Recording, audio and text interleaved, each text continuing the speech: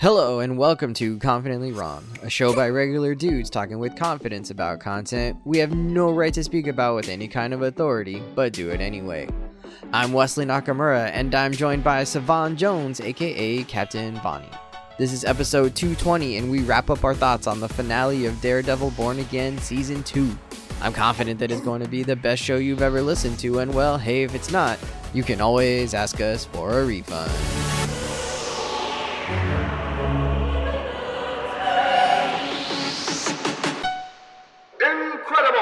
Hello, gentlemen. Welcome back. It's Confidently Wrong. What's up, Savon? How you living? I'm doing great. It's the end of the school year as we're recording this. By the time this comes out, I'll be on summer break, baby. Hell yeah. Hell yeah. No Brian today. He's a DNP rest on this one. Yeah, he's resting with the New York Knickerbockers, waiting for the next round. Yeah, they're on vacation. Hopefully you don't get too now. rested. They're getting a little spring break in.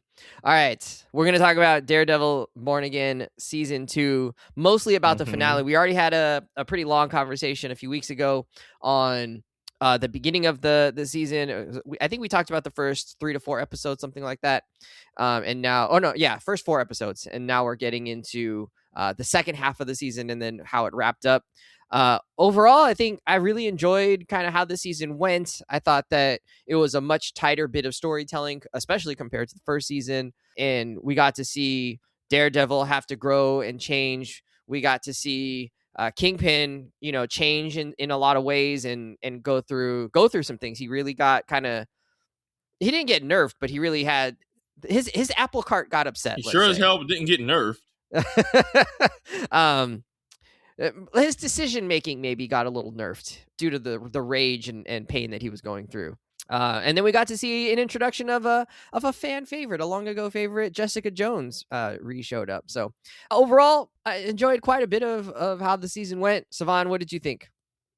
Honestly, I was enjoying it up until the ending. I did not like the ending. I think really they you texted me immediately and we're like, ooh. Yeah, they made some choices that I was just like, oh, cool. Don't like it. Gave it a few hours and a little 24-hour bit to sit on and be like, okay, let me make sure this is not me just back again. I was like, nope, still don't like it. Yeah, I was just like, nope. This wasn't just me reacting right at the moment. I had enough time to let my opinion marinate, crystallize. Yeah. I'm like, oh yeah, nope, not rocking with it. All right. I did not have the same criticism. We'll get into that in a little bit. Yeah. In the finale and leading up to the finale, we get Matt having to really come to terms with a lot of pieces that he's been dealing with, and he faces Karen Page becomes involved in a trial in which she's accused of being a vigilante, and he makes a public appearance for the first time in this show. He's been hiding since the end of season 1. How did you feel about how his character sort of goes through the season and where he kind of ends up at the end, either emotionally or we can talk about physically? He's actually in jail by the end of the season. Mm-hmm. Yeah, things are interesting with also, Matt. If it's not clear, there are spoilers coming in this episode. We're talking the finale. I don't know if you want us to talk around. That's why Brian isn't here. Yeah, Brian didn't actually watch the show. He didn't get to finish it. He's a busy man out here in these streets. So he politely excused himself.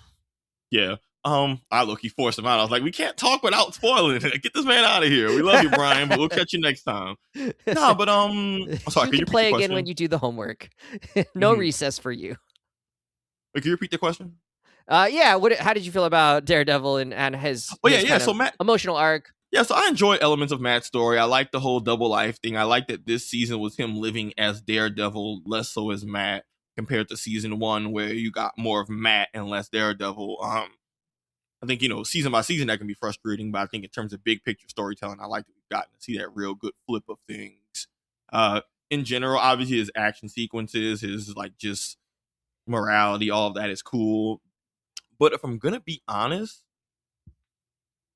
I enjoyed Matt during the trial, but a lot of other times Matt started to frustrate me a bit. And that'll be kind of with I think I said this before, where I like Matt. I kind of like Daredevil this season more when he was doing his Matt Murdock at the end, because Daredevil, in terms of his actions, were kind of pissing me off a bit, and I was kind of basically the same conflict that Karen had of like, dude, your moral code is getting people killed, and we were getting into almost Batman Joker territory. And I say that in a negative way in terms of like this song and dance. But the show also seems to have kind of like addressed it in world a little bit too. So Matt, mixed feelings. But ultimately the trial was really a peak for him as a character, and I absolutely love that. And I do appreciate where he ended up at the end of the season in terms of what it means for him later. Just because, I mean, that's happened in the comics where he gets locked up, he's in jail. You know, I like that part. Mixed bag. Yeah, ending up in jail and ending up, you noticed that he got disbarred. I actually missed that small detail, but it kind of makes sense, right? Like part of being on the bar is that you respect the rule of law, and being a vigilante, meting out extrajudicial justice is not within the law. There's so many levels of Matt. There's so many levels of what Matt did that was illegal. Of just like they arrested him. Like I think I was watching with Tony. She's like, "What did he do?" I'm like, "What didn't he do?" Like, oh my lord. Yeah, breaking and entering, you know, whatever. That's fine. You could write a book. He also saved people, you know. Okay, cool. And the streets love him for that. And hopefully that love will pay itself forward. But in the meantime, Matt was out here laying belt to ass for well over 10 years. Like, only for people who deserved it. Cool. You cannot hand out extrajudicial ass whoopings. As much as I would love for that to just be a thing we can norm on. You can't go out kicking ass, taking names. Well, but didn't you just make the argument that Matt should have been doing those things? Like he was, you know, whatever. I mean, you can if you want to be, but not if you want to be a lawyer. I see, yeah. Not if you want to be a lawyer, I guess. Either you Matt Murdock or you Daredevil, but these two are absolutely mutually exclusive. Yeah. What I like about that is that, like, he has to make choices that sort of cost him things by the end, right? Like, if he wants to save Karen, one of the ways that he can do that and exonerate her is by revealing his secret identity to the world and putting Kingpin in a place where he actually has to acknowledge that, wait, you just called me a hero, and yet now you're trying to like punish, you know, the Daredevil vigilante and things like that, but actually we're the same person. And so like, how do you square that? You know, and you can't, and that's what sort of ends up poking a hole in the entire farce of a tribunal that they have. But it cost Matt his identity. It cost him his law career, which he loves, right? Like we know from all of the scenes that he's done in across both seasons, across both shows, that being a lawyer is something that he really relishes. He really enjoys defending clients and you know, meting out justice that way. And he believes in the court of law. Yeah. It also creates, you know, an actual pickle of him being in jail right now. I don't know if he's, you know, going to get convicted of anything, but you know, he's physically restricted. He can't go be Daredevil while you're in jail, and certainly could put him in harm's way of all the people that he's had a hand in putting in jail over the years, as he, you know, assuming he gets put in prison and things like that. So we saw the task force. We saw the task force in there.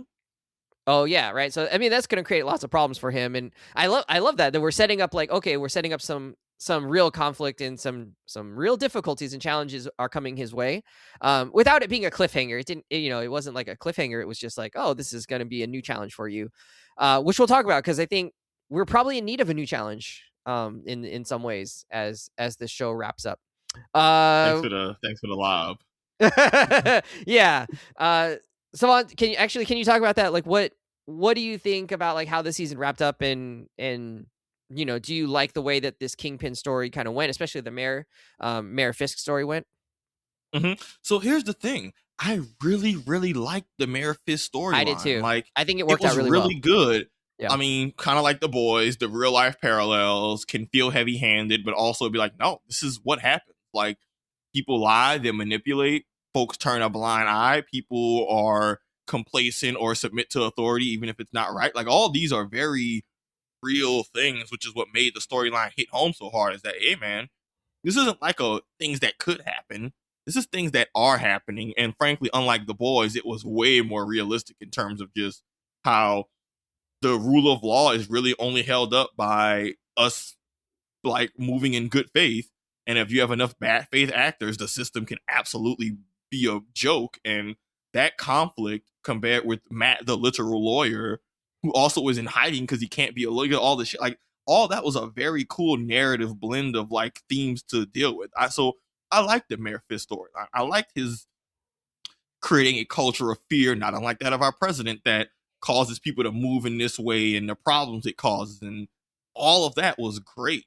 I enjoyed how they used Vanessa as like a counterbalance to him and even her playing the game and how her death ultimately sends him on this crazy path. But even how Vanessa was even like able to help temper him to where other people like the New York governor, like I thought all that was great in terms of saying, hey man, there's no pushback on Fisk. Why is there no pushback? And I thought the explanation was great. Like bringing in Val from, Thunderbolts and the CIA and bringing in like, oh, the CIA is involved. Oh, of course, the CIA. They're like the real life actual Legion of Doom. Of course they would be like literally, I was like, oh, okay, this makes great sense. Hey, wait, he's just in the city. Where's the governor? And then the show got the governor involved and all of that I thought was actually really well done writing of, yeah, I can see how a governor and CIA shady government people could just absolutely let all this corruption just go wild, right? I love the trial. One of my favorite moments in the series was Daredevil just saying, hey man, we'll go full nuclear option, and him and Fisk just being like, all right, we gonna do it. Yeah, we gonna effing do it. Like, loved all of that. Even the pre-trial where they try to get Fisk, McDuffie gets Fisk on camera to get, all this, to have a public trial, to win public opinion. And I thought all of that was masterfully done. But, and up until Daredevil just saying, I'm Matt Murdock, I'm Daredevil. And he even took the thing through it, bounced it around, flexed and say, no, this is me. I do this. All that I didn't understand why that was enough to convince people that he was Daredevil, but because it was a cool thing. Because they know Daredevil could fight and do all this crazy shit. And if you see a blind guy say he's Daredevil and then do the crazy shit, that even the cop was like, a blind guy? He was more impressed that he was blind. He was like, Daredevil having hands is one thing. This being a blind dude is like, wait, what? And he was an asshole the entire series. Even he was just like, huh. I thought that was peak Daredevil storytelling. And I think they fumbled it after that because they were afraid to pull the trigger of like, yo, you either gotta lock Fisk up or like actually for real lock him up, or have him lose everything, or have a better public on camera meltdown. But when it then turned into like a standoff and then him locking down the building and then the protesters storming the building, even that maybe would have been okay. But once we got, and we've talked, I texted Wes. We disagree. Yeah, we disagree on this part. We disagree. Yeah. For me, it fell apart once Fisk starts just like hallway fighting protesters and murdering people right in front of us. And I'm like, the entire point was that we were supposed to take him down with the legal system. It kind of undermines all the stuff that was happening with the trial. And then for all that to culminate with him like killing a bunch of people in broad daylight, then getting a deal and getting sent off somewhere, to me, like I just felt like it undercut what I thought they were building up to with the Fisk storyline. And then the icing on the cake is that the character he's going to be back. And so that left a bad taste in my mouth. That is where I say I felt like we were getting into Batman Joker territory of like, if you two doing this song and dance forever, even going nuclear, exposing identities, and we're still doing this, to me, undercut the stakes of what they were building up, which I felt like it had to end with Fisk either dying or getting something that felt like justice narratively. And I know they tried to sell it, but I see what they were trying to do, but I just wasn't sold on like that being a satisfying ending for the character. And so that, unfortunately for me, really undercut an amazing storyline that they built up. Yeah. But, you're like, he got to vacation in Cancun? Like, and I get it. He's alone. He's on the beach. He doesn't have Vanessa. All he cares about is New York. His entire identity is tied to being a New Yorker. I want to be clear. I understand what they were trying to do. Yeah. I just think also with so many characters that Fisk has murdered, even people connected to main characters, like he killed Ben Urich, he killed that police chief Gallo. Like there's so many unforgivable things that he's done that this ending that they got for me felt like what you would give to someone who has room for redemption. And this to me was like, this character is too monstrous to get what felt like too sympathetic of an ending. And I'm okay with villains getting like they lose it all ending, or not just the ending isn't just death, but I don't know. To me, it like just you want to see him in the raft at least, or something like that, basically. Something that just or something that feels like, this man has killed people, done all this corruption, all these awful things. Even if he's not off the chessboard, we need to know that there's consequences to this. Otherwise, it feels like, what did we do all of this for? Gotcha. And right now, knowing that he's on a beach somewhere and he's going to be back for the next season feels like, what did we do all this shit for? Do we know that he's going to be back for the next season? Yeah, there was filming already that showed Vincent D'Onofrio, full beard, like he's going to be back for the next season. Oh, okay. And again, I don't know what incapacity, but yeah, man, that I'm like I said, I want to make it clear I'm singing the praises of the highs, but I just think, man, I think they were afraid to get rid of Kingpin, and I think that negatively impacted a story that clearly was building up to something with a little more finality. Okay. I feel that, yeah. I felt like this was sort of wrapping up the Mayor Kingpin, or wrapping up the Fisk storyline that we've seen across multiple seasons, including from the Netflix show, right? He was a big part of that one. And then in Born Again season 1, and now Born Again season 2. So I took it as like, this is sort of the last we're going to see of him. This is sort of his sunset. And yeah, like you could bring him back in like the future, but I would really like to see them go, let's have some different challenges, some different villains, some different things going on that aren't him trying to take down Kingpin in New York. You know, it'd be nice if we did something else. You know, there could be other villains that he has to fight, or there could be other corruption that he's trying to weed out of New York. It could be just politicians, right? Like, and him trying to make a point there. I don't think he's necessarily going to be good at, well, let's have him fight like cosmic beings, right? Like, I still want it to be like this ground level stuff. I mean, that's Daredevil. He's a street level hero. His story, he's a lawyer. Like, him being a lawyer is a key part of his actual character. Like, he doesn't just fight bad guys. He does legal shit that usually impacts the story too behind it. There, like, that's what makes the character so cool. Is that 100%. So I want to see. I would love to see more of that in the next season. We have a question about where you want to go from this, but yeah, it'd be nice if we had something different, because I think like they really did, to me, right? And I disagree with you on this. I do think they did sort of a justice in the fact that like Kingpin doesn't necessarily get the ultimate takedown, partially because he's been such an immovable object for so long that like it might feel a little bit weird if at the end you're kind of like, oh, and we killed him, right? Like, he's been built up to be such a force, and such an like physically a force, but also just like in terms of like strategy and tactical planning and things like that, that I think it would have felt to me a little bit like, wait, we just killed him at the end? Like, we could have done that 4 seasons ago. And the fact that like you can't actually maybe take him out completely sort of rings true to what they've established as, kind of a cockroach of a character, right? Like, he doesn't go down. But is he badly wounded? To me, yeah, he's missing his wife, the one true love of his life that kept him somewhat sort of, in touch with reality. Sort of, right? Like, 5% maybe. And that's a huge blow to him. Bad as him. Yeah, sure. Oh, absolutely, right. But in a different way, right? Yeah, in a different way. But he's without her, and we know how important she was to him. They make that like we've seen that. No, how I agree. How important Kingpin he was, right? took major L. Like I said, he lost New York, he lost Vanessa, he lost the off. Like, no, they took some.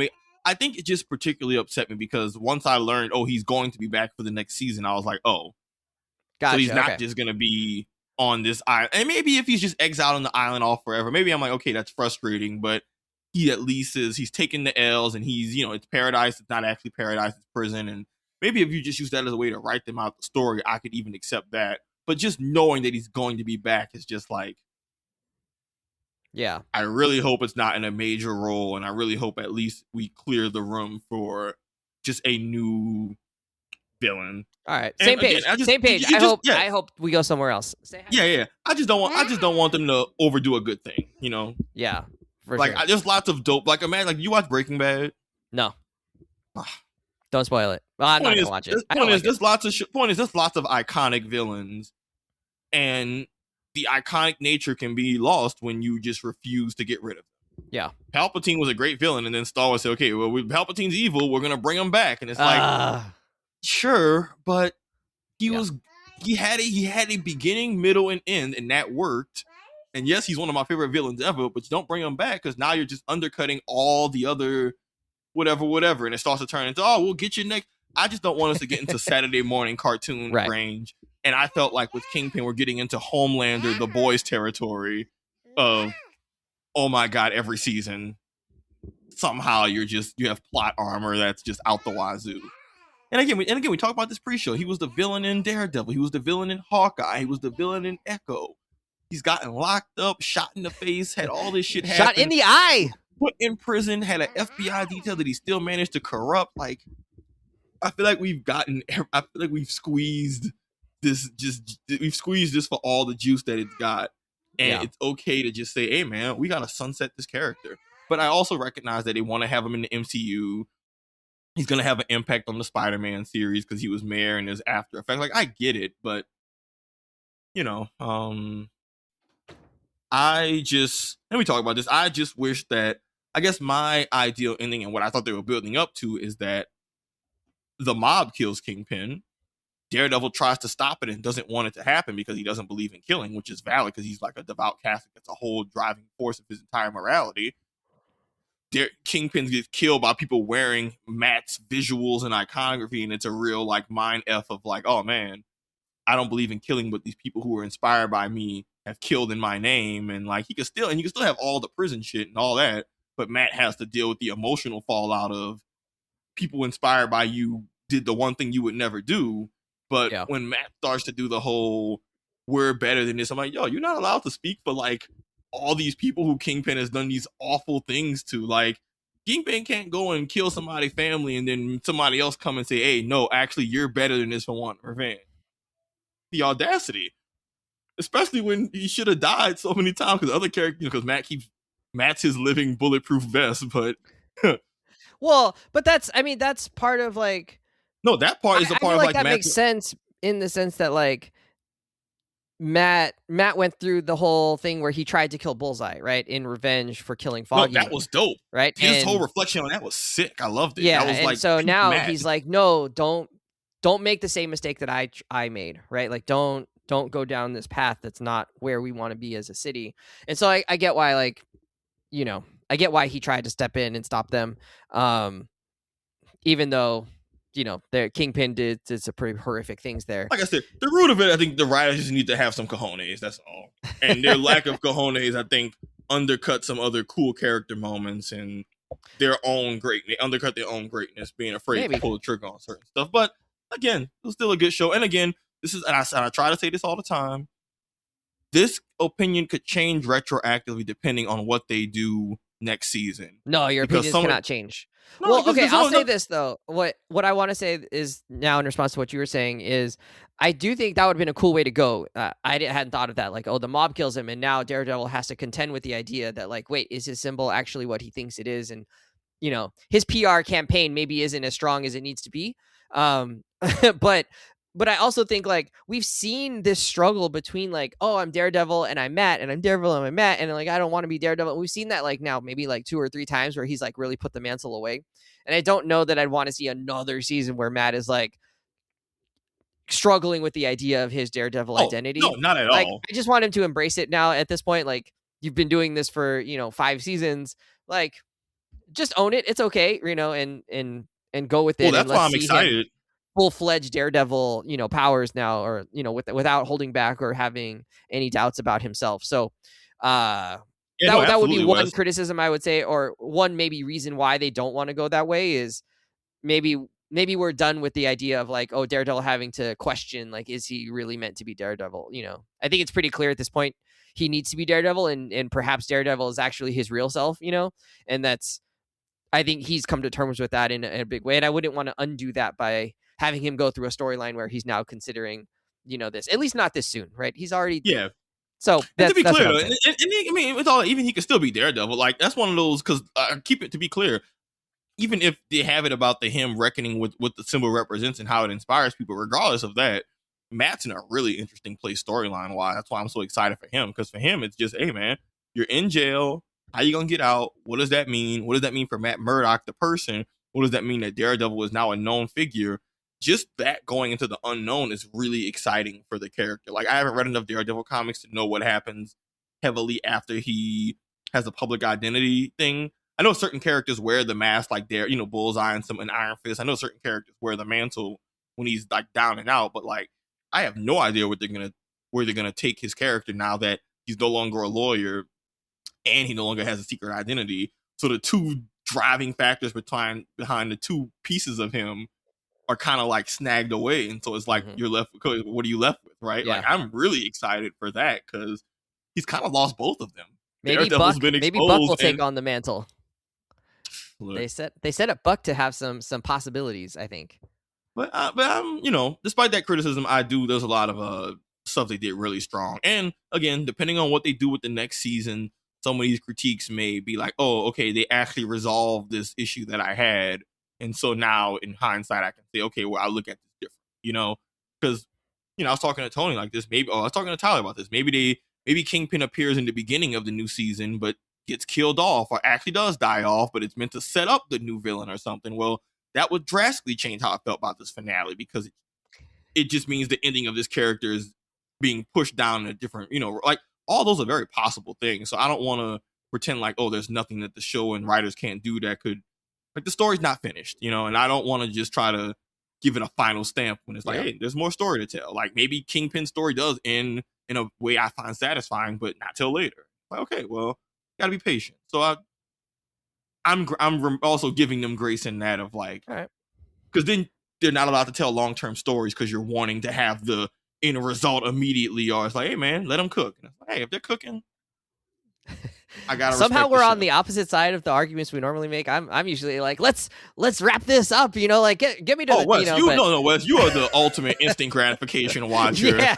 You hate foreshadowing. If they hint at something, and then even though it's meant to be a MacGuffin, episodes later, you'll be like, waste of time. Hate it. Like, damn, chill. The season not over yet. Yeah, but I do. I mean, I really felt satisfied with how it ends. I'm okay that Kingpin is still on the board. To me, that didn't ruin it for me. And the fact that he kind of flipped out at the end and lost his cool and just started, throwing people, breaking their backs against the corner of the wall, and doing all these brutal things. I didn't have a problem with that. I think that made sense. Of like, not that it made sense. It was just like, this is a cool action piece.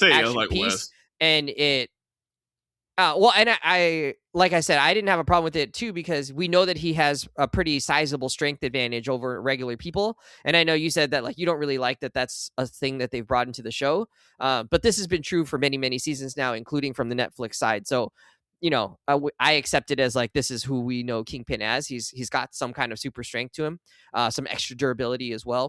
So that shit was so, I'm sorry. That shit was, look, I will budge on the ending part and, how they ended Kingpin's character. Yeah, maybe I thought he should have died, but I'll absolutely concede, okay, he took some L's. Yeah. He took a major L, just not the type of L. He took like a personal L, not a life L. But, whatever. I will give you that and say, okay, that's a matter of like, just, okay, I'll give you that. Okay. I'm sorry. This 60-something-year-old man just charging through the hallways, turning into a effing prime Kratos, fighting through this hallway. I was like, the stupidest shit I ever seen. Really? I'm sorry. Oh, you hated that much? I was watching it and actively was just like, what? When that boy opened the door, said boo, and punched someone across the room, I'm like, what the hell? If any other Marvel character who actually has strength was doing this, she'll be like, yo, what is this shit? But we just letting this old mayor dude with a white suit gas y'all up and thinking that this is just something that I'm sorry. It was just like, I actively disliked it. No, I would have been okay if he whooped maybe one or two people's asses. I was like, okay, if he catch like one or two quick bodies, I'm like, all right, I'll give you that. But when he's just the door, when they had the party at the stairwell and the doorway opens up with two bodies flying through like jazz getting thrown out the house from the Fresh Prince, I could have rolled my eyes out of my head. I'm sorry. Just the whole Fisk just having low level, having some kind of super soldier formula shit.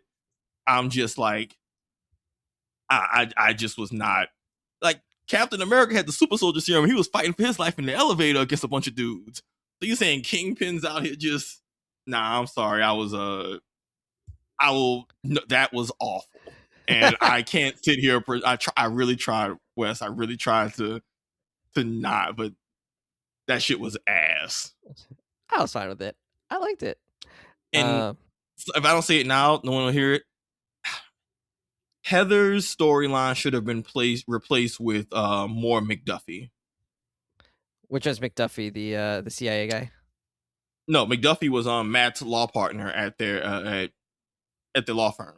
Oh, Kirsten, yeah, Kristen. Okay, yeah, gotcha. Kirsten. I think her character got the short end of the stick. She was Matt's law partner and was very much like should have been in the loop in the way that Cherry and the other characters are. I think she got sidelined, and that was unfortunate because she should be one of Matt's like they're literally law homies. Like she should be inner circle level. And I didn't like that she kind of got the early season foggy treatment of just getting to run around, never knowing what's up, having to constantly help and bail Matt out without getting any information. Yeah. And once she finally does find out about it, we don't even really get to see any fallout or reaction from it, which I just thought was very frustrating because. Oh, good call. I agree. She's a like, honestly, it was dope for us to have this dope black woman lawyer character who's working with Matt and has principles and is really fighting the fight against all this shit. And she has her own badass lawyer moments, right? Like in the series, she helped identify where the people were being held when they were being detained against their will. Matt used that information to find them. Like, she has moments, and I felt like, yo, this character's dope. Why are we focusing on Matt's crazy ex who's just like staring into mirrors crying and stealing earrings and having Buck choke her? And I'm like, dude, I don't mind them going the PTSD route with her character and what they're building up, but they gave it way, way too much screen time. And I found myself saying, I'd rather be finding out what's going on with McDuffie and her stuff than watching Matt's ex just kind of be. It just felt disconnected from the rest of the story. And even by the end, it was like, what's the payoff? So, like, yeah, there wasn't really a payoff, was there? Except like, that she turns, Yeah, and it's like, here's the thing. I don't even mind that, but they gave that way too much screen time for that to be the payoff. It's like, hey, you could have cut all those scenes short, but you got scenes of her in the room stealing Vanessa's earring, but then Fisk calls it out, but then nothing comes of that. And I'm like, dude, there's more interesting characters that we can be giving some screen time to, and I found that also to be a point of frustration. Yeah, I didn't let it. I don't think I let it bother me that much, but yeah, I did find myself being like, why are we doing, like, we're just spending so much time here, and she doesn't.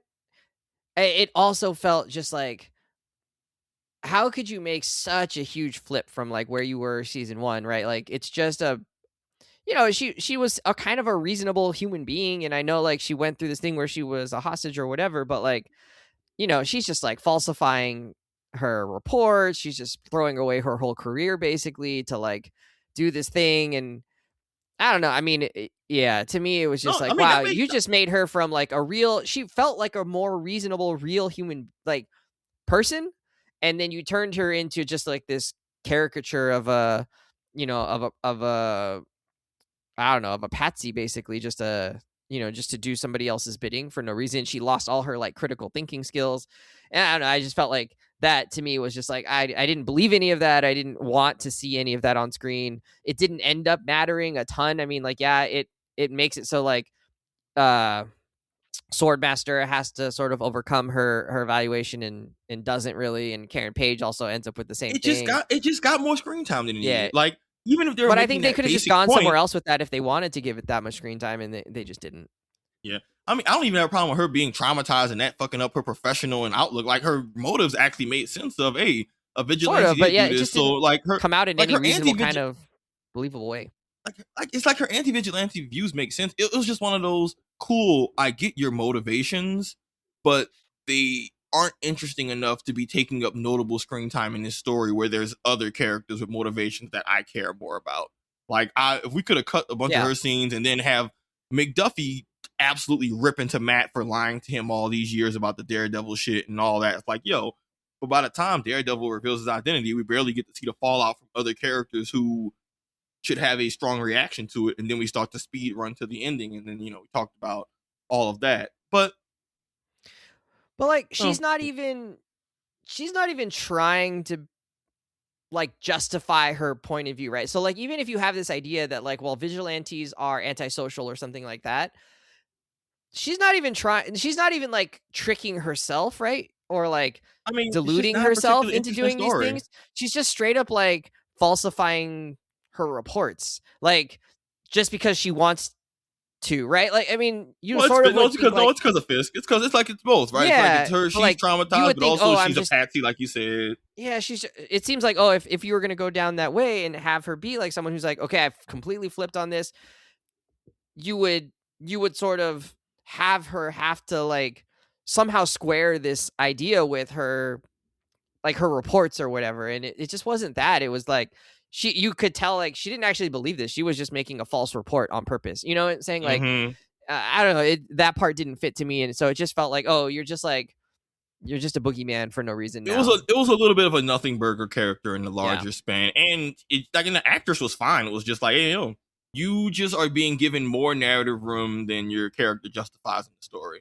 Yeah. But I've been Okay, focusing let's on move some of on. the frustrations. Yeah, I've been focused on the frustrations. I do want to highlight this though. Man, I love Bullseye this season, and I didn't expect to. I didn't expect to. He was a very fun wild card character. The actor who plays him has done an amazing job of just like Bullseye in the comics is just kind of like sociopath homicide. I'm gonna kill people, blah blah blah. This version is just really really interesting because he's a monster, but his brain is so irrevocably. His brain is absolutely broken, and he's not pure evil in the sense of like he was always manipulated. So he's this weird character, and even now in the story, it's like, okay, he's not a good guy, but he's not pure evil like he was, and he was a victim of manipulation in a lot of ways too. And it's like, ultimately, he's doing this crazy shit, but he's killing bad guys. But the fact that he just thinks that it's all gravy, and then I don't know, something about that character and him just being this wild card free agent who's going around killing task force members, but also all the main characters hate his guts for understandable reasons. Kara was about to shoot him in the head. He's out here begging for death. I don't know. He was just a very fun tertiary character who I enjoyed. Just like, all right, what's he gonna do? I don't quite know, but it'll be interesting. It'll look cool, and it's fun from where this character started out. And even his ending, I was like, huh, this is probably as good as an ending as somebody like him could get, all things considered. Joining the CIA. Well, joining the CIA is like, okay, he's always gonna just be an unhinged killer.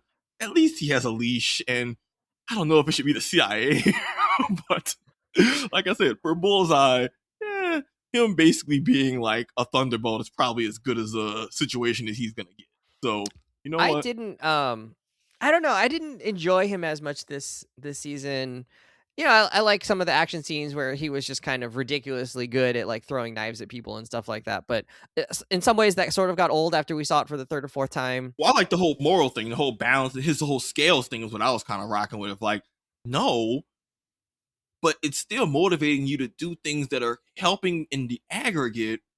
I don't quite know I don't quite know what to make of this. I'm like, I was like, I think him being so detached from reality for me actually made it just like hard to really care about it, because it's like there's no amount of like actual reasoning or change that you're gonna have with him. It just depends on like whether his brain is working or not, and that's fair. That's fair. To me that just felt like, well, there's not a whole lot of room for like character growth there, because it's like, well, if we're just gonna rely on his brain being like chemically, whatever, this way or that way, and there's no other way to control that. If he's talking about balancing the scales is all you gotta say, then it's like, cool, that doesn't make for the most interesting character. Well, also like you could just leave that philosophy behind in the next moment when you're like in the blue stage, right? Like when he's seeing blue and the world is blue, he's sort of lost touch with reality, and when he's not, he's in the regular colors, and it just sort of made it clear that like he doesn't have as much agency as I think I'd want to have for someone to be invested in, or for me to invest in the character. It's sort of just like, he's just sort of like, the random, question mark box in Mario. It's like, sometimes he's going to do things good for you, and sometimes he's going to like give you an oil slick, and like, who knows? That's how I felt. I enjoyed the character. I enjoyed the character a lot, but I absolutely understand that reading of it. No, that makes perfect sense. No, I feel you. But some of his trick shots were very cool. Yeah, especially that diner scene was pretty fun. I think I liked him in the context of his longer journey, taking into account the Netflix series. But agreed, if I had just seen this Jack, but in the context of Born Again in a vacuum, he's not a very deep character. Yeah, and we know he was manipulated, and that was part of it, right? But I liked it more knowing where he's come from, and like when he was in Daredevil season 3, knowing that he started off as like the FBI agent and all that. Like, I like that he's come from there, but agree, this version of the character is very much still not very deep, but a fun satisfaction of like a fun landing spot. But yeah, not a very deep character, and definitely you're absolutely right. Like, he doesn't bring a lot to the table in terms of even when characters are talking to him, he's just rambling about I'm gonna do good things or I'm gonna die. I don't care, and it's like, yeah, you're right. That's fair. Yeah, you're just here to shake things up a little bit. I was like, all right, bro. But I mean, like, he did something good. He saved the governor right at the end to help balance his scales that he was talking about. So he has some amount of like but in terms of actual conversational depth, you're 100% right. Like, yeah, you're right. You can't really talk to him that much. You can't. No. To your point, you couldn't lock him in a room and have an actual conversation and deeply understand him. He's just gonna ramble about either not afraid to die and trying to balance the scales by doing what he thinks is right. No. Yeah. And he was okay with dying. He was like, yeah, just kill me. Yeah. Boy, what he was like, he told Karen to do it. He was headbutting that barrel. I was like, damn. He's trying to get put out of his misery. All right, well, let's start wrapping up here. Overall, I think, how did you feel about it? Would you grade this a B, an A? How are you going with this? I'll give it a B plus. Nice. It was good. It did a bunch of things well. Even when we talked the first half, we had nothing but high marks about the fight scenes and the filming, and even in the second half, the cinematography. You talked about fight scenes Bullseye and the use of colors, like the show's use of colors with Kingpin with white, Daredevil with red, Bullseye with blue. All of that was really good. The court scene. We'd be remiss if we didn't talk about cameos. Like, I actually really enjoyed Jessica Jones's cameo. Oh, I forgot and her popping up. She was really fun. Like, I think she popped in, did her thing. It was nice for the real nerds to see, oh, she got a little biracial baby. Luke is in the mix. And then us ultimately getting Luke. You know, those were fun moments. Again, like we said in that Punisher episode, we talked about doing a good job of establishing these characters firmly in the MCU so that regardless of what they do later, it's not weird if they pop up. Yeah. We may not get more Jessica Jones or Luke Cage, although I think we will. But if they pop up, you won't be asking questions of, oh, wait, how are they existing in this world? Yeah, it's like, no, they're here and they have their motives and reasons. Jessica's taking care of their child. Luke was off doing government blackmail shit. Like, but I enjoyed Jessica Jones. She's always, honestly, she's always a fun character. I love that she just always doesn't give a damn, always just ornery and got some shit to say. Yeah. She can find a bottle of whiskey anywhere and crack it open. Like, Jessica I like that she gives Murdoch some shit. Like, it was kind of a nice moments of levity there that we don't really get much in this series. Yeah, especially not humor, like actual, like Karen is giving mad shit, but like it's not funny. Oh yeah, exactly. That's what I'm saying. Yeah, she's actually digging into him. Yeah, Jessica was definitely a nice injection of genuine humor. Right. A lot of other things happened. I mean, I liked the character Buck. Well, what do you think of Buck? I liked him. I was just one more thing I want to say about Jessica Jones. I like that they kind of left a little breadcrumb of her powers aren't working as much as they used to. A little, a little Adam Eve situation maybe happening there or something. So well, she said the kid straight up messed with her powers, right? Oh, she did say that. Okay, so she straight up said giving birth did something where her powers are kind of like on the fritz. Sometimes they work, sometimes they don't. Yeah. I mean, they worked most of the time. We saw her punch through a whole lot of stuff. But yeah, but there was also a part in that mid-fight where her power stopped working and she needed to get help. And during the final scene, it was kind of like, oh, no, sorry, I can't just go whoop Kingpin ass. Sorry, I'm on the fritz right now. I got a short. But yeah, so I like that it was like, oh, there's something going on there, and like you could explore that deeper in other things. I don't think they made a meal of it where it was like Chekhov's gun, where it's like, why didn't we come back to this? It was just sort of like, oh, like, like, hey, something's going on here about a character that we think of as, fairly overpowered. In the context of this story, because this is someone with actual superpowers, not like she actually, like, she fucks up the power scaling heavily, and they had to absolutely, bro. And they did a really good job. But I think you could explore that right in the future if you wanted or not. I mean, and Jessica still pushes the plot forward because they used her investigation skills. A bunch of the stuff, even in the first 2 episodes, they were name dropping Jess. And so I always appreciate that when you have a character's skills that aren't them just punching stuff be useful. And like, even though she was nice and raiding that warehouse, she really did more work just being their PI and investigating and getting information for them. And like, I'm always a fan of those. I always love when superheroes can use their non-fighting skills to push the plot forward and keep things juicy. Sorry, there's a lot of characters. Yeah, you were talking about Buck. I I don't know how I feel about Buck. I think they tried to give him some kind of backstory, which is fine. I don't know that they gave us enough backstory for us to understand yet. I mean, maybe there's more to come about why he's so loyal to Kingpin. I mean, I know he kind of helps him. He kind of sees like the value in him, but there's sort of something there that we're missing. I think that doesn't really explain like why he's willing to do all these things for Kingpin, and Yeah, like it wandering doesn't. hitman who you hired feels a little Yeah. bit like It doesn't that seem like feels it's just about money, right? It seems like there's some kind of actual like belief admiration or there, yeah, or respect. something, or loyalty in some ways.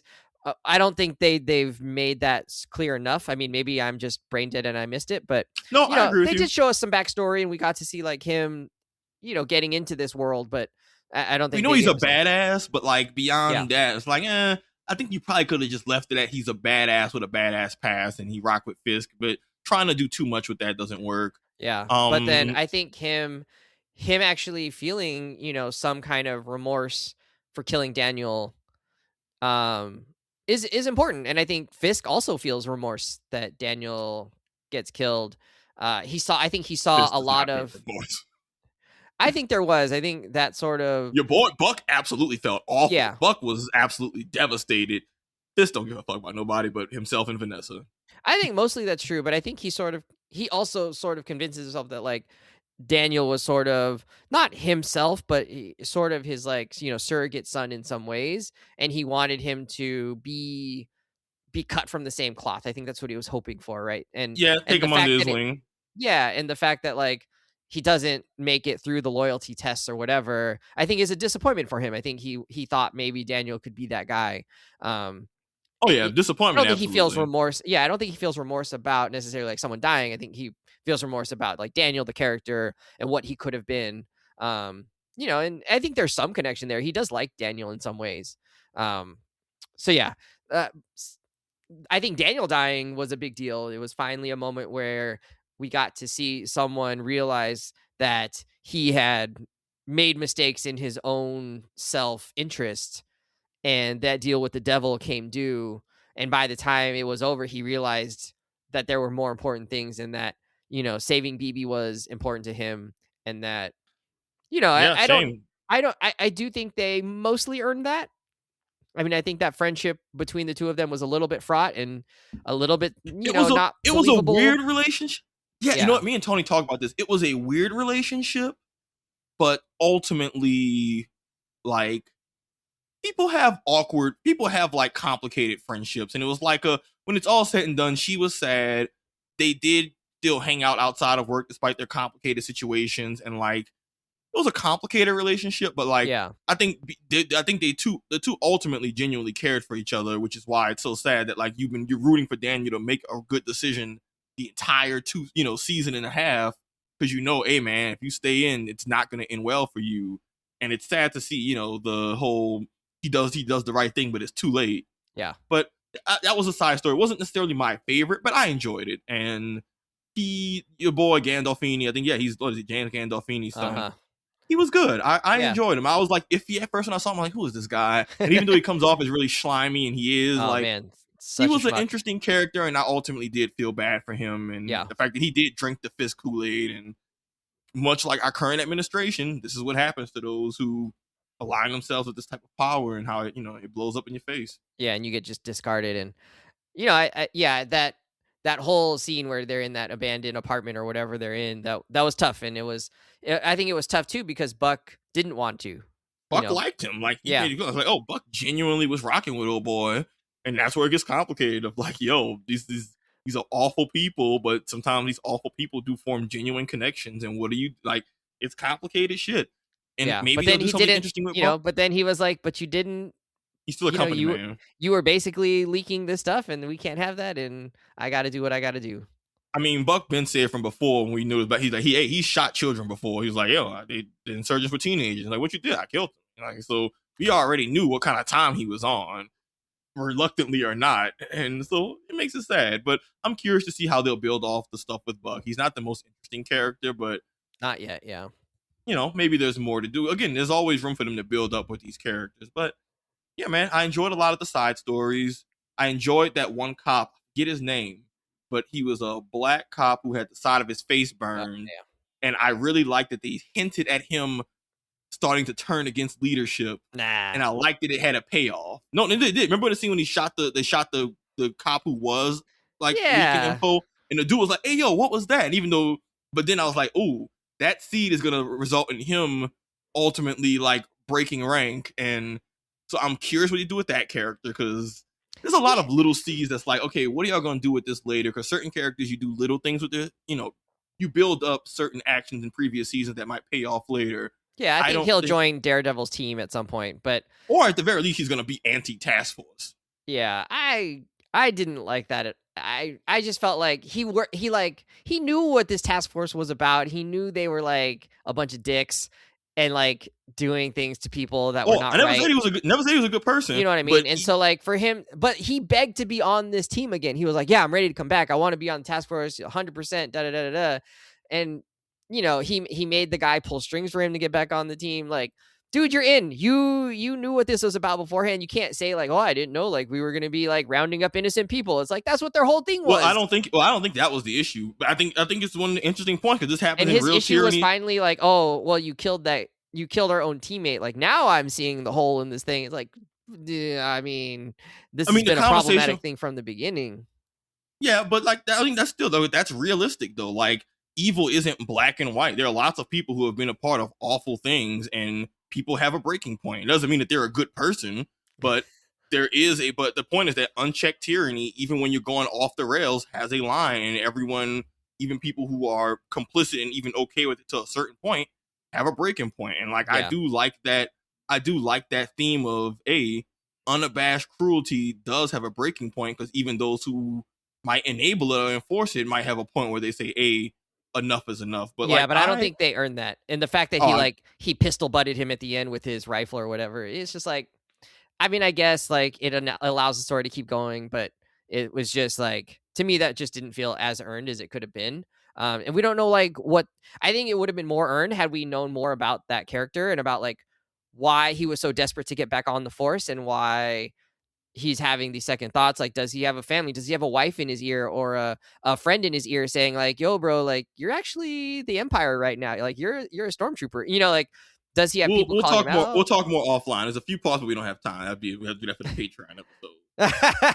But yeah, like I think you could have done more with that to like have his development towards like, oh, I'm actually part of something that's not good here. Like, be more apparent, right? Rather than just like, wait, what was that about? Like, you know what that was about? Like this dude is just a power hungry crazy. You think it was the same with the kid who turned on him too? You think it was not earned with him too, since he was already on the task force? The one who they ended up killing, who Karen kidnapped, and they got information. Well, like he was on the task force too, and kind of knew what he was signing up for. Like you think it was a similar deal of it wasn't earned that he flipped on him because he signed up and was doing all that stuff. He was younger, so I think that works in his favor, and we don't know that he like begged to be on this team. Right? Like maybe he just got assigned to it. Maybe he thought it was going to be something different and he was misled, right? Like, or whatever.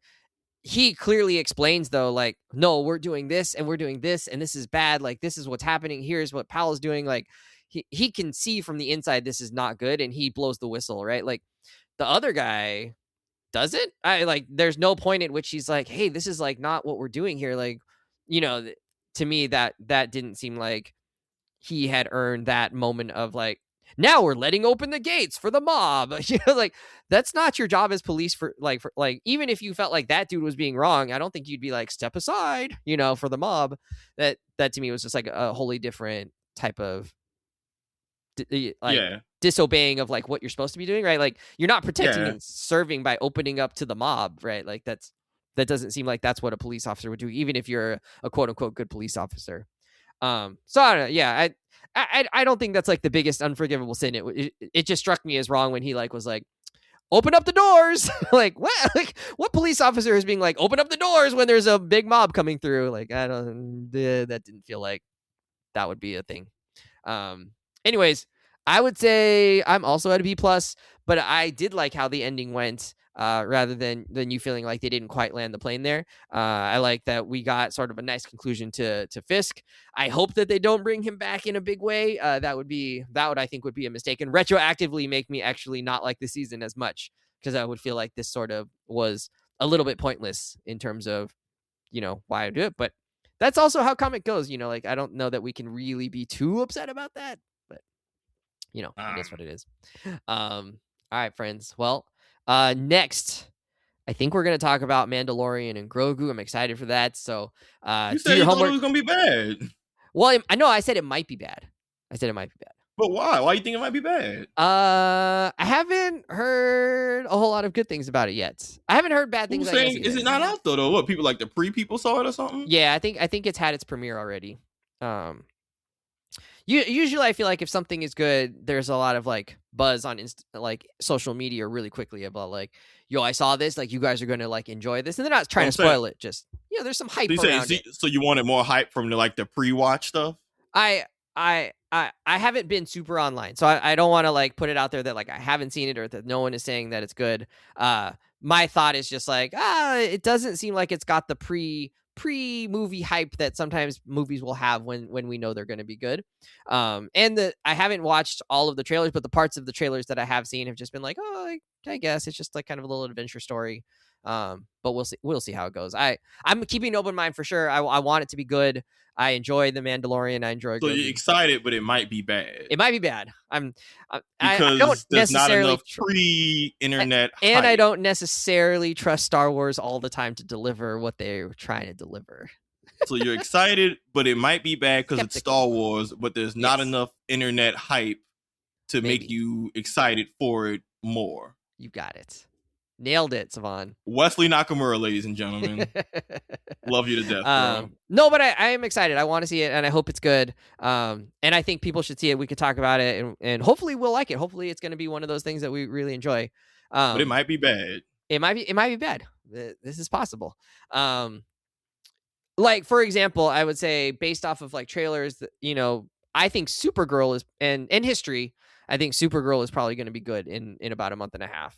And I have less doubts about that one being good, just because James Gunn has a history of making movies I like, and because they had a pretty interesting trailer where I was like, oh, I want to learn more about like what's happening here and why is that situation happening. It was a trailer, or is it like has it been pre-screening stuff with Supergirl? No, that's still a ways away. I think that's not till like July or something, June.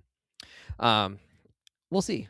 Do you have any thoughts on Mandalorian? Are you excited for it? Or are you like, it's just another Star Wars thing? I'm excited. I'm excited. I want to see. I mean, I like Mandalorian. I want to see it, but you know me, I'm not. I was just confused when you said it might be bad. I was like, I don't know where's that. Like, did someone say something? Did somebody say something? Like, was there like a production thing, or was there like bad interviews? Is this you just saying it might be bad because we're engagement baiting? I was just like, wait, what happened? I don't know if something happened. Some movies you hear about shit that happened beforehand. It's like, you know that there was production or they had to do reshoots or blah blah blah. And it's like, oh, it might be bad. I was like, wait, what happened? Because I know I'm I have nothing. Movie, so I have nothing really that tangible. I have nothing that tangible. My reservations are more around like they've put out some like awkward things in the past 5 years with this same group of people. So the Filoni, Jon Favreau team, right? Like they've done Boba Fett that I did not like. They've done Ahsoka season 2, which I thought was like fine but not amazing. What was the one? Acolyte. I didn't love Acolyte. And so they're the guys in charge of this, and they're also the one in charge of this Mandalorian movie. And so, I'd say my hopes for it are not necessarily as high as if I knew like this was going to be done by somebody who I like had a track record of like, oh, I love everything you do, rather than I like some of the things you do, and some of the things I think are pretty bad. So that's all. All right. We said Mandalorian, Grogu. Oh, and we're gonna do The Boys season finale is happening or has just happened. So watch that, and then we'll talk about that on one of our next shows. Friends, we're out of here. See you later. Bye. Peace, folks. Go Pistons.